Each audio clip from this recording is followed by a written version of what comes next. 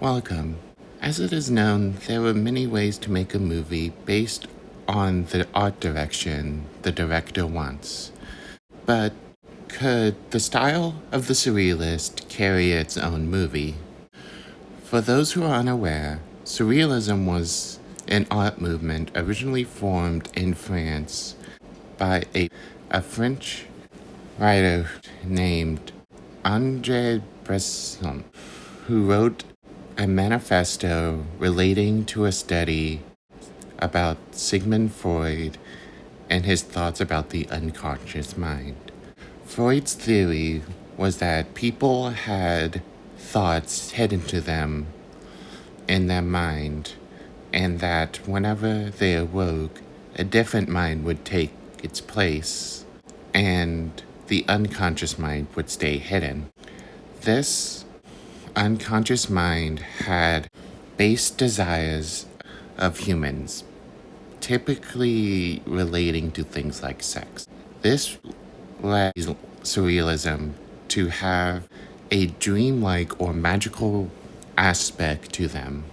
But can this dreamlike style carry itself in film? It possibly can, if done well. Before going deeper, it would be good to go over some background stuff to be on the same page and to introduce the artist and some of his works. Salvador Dali was a surrealist artist famous for some of his paintings like The Persistence of Memory, but some of his works were featured on the silver screen. Two of those works will be the lens that we look at this question.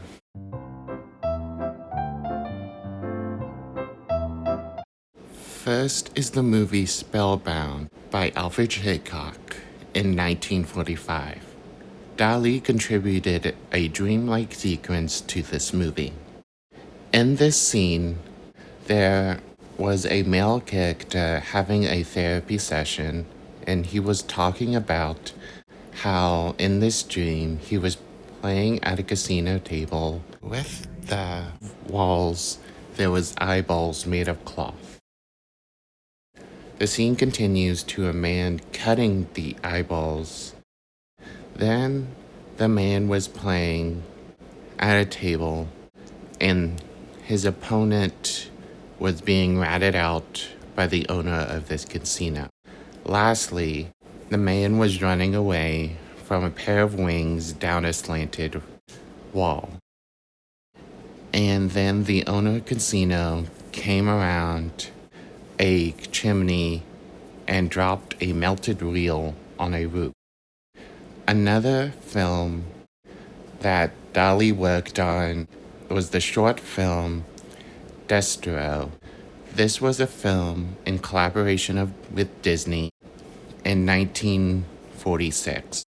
The film shows a woman dancing in a desert where a man came out of a statue-like structure, and the two characters spend the movie trying to find each other. Basically, this film was a love story. The film has some scenes where the male and female characters are trying to get to each other, but there are some ways keeping them apart.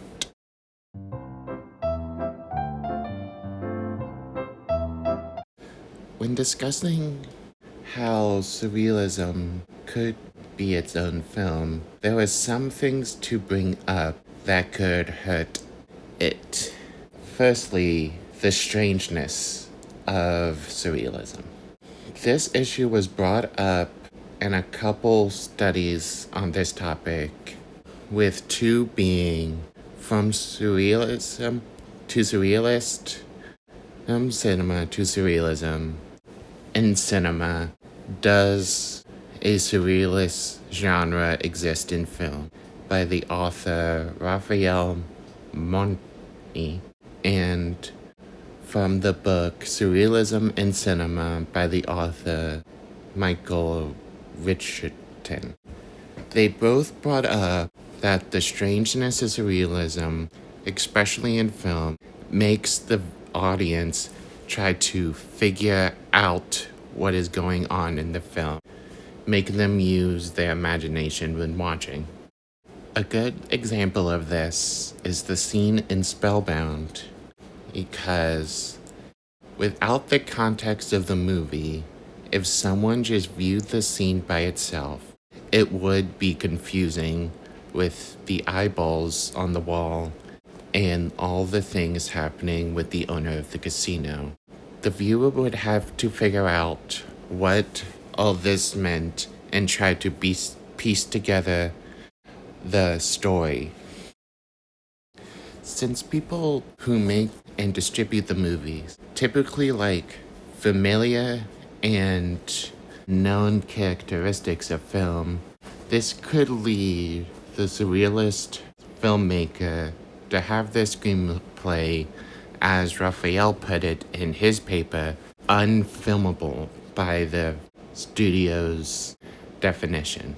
This could also be bad for the filmmaker, since in Michael's paper in the book, he used similarities that surrealist artists like to explore the in-between of different realities, leading them to have the dream-like art style. But there could be a way to have the best of both worlds. Like with the short film Destro, the key could be a collaborative effort with the studio and the filmmaker. In this film, there are a few moments that a person would use little imagination to figure out the story. In some scenes, a person can figure out that it's a love story, like with the two characters in the film trying to reach each other but being separated by several obstacles. This could be a balance between the stories necessary for the studio and the stylistic choices of the surrealist, and make a nice story that pleases both parties.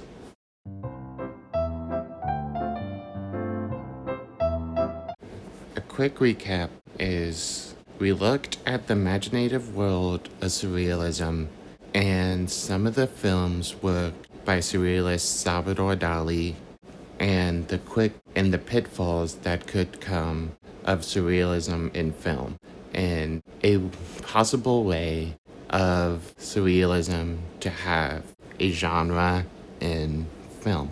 Now there are other artists that wasn't featured in this video and other aspects of this topic that are not covered. There are some interesting avenues that you can go down if you want to look more into this topic. Here are the sources used in this video for a place to start. And that is all for today, and I thank you for watching.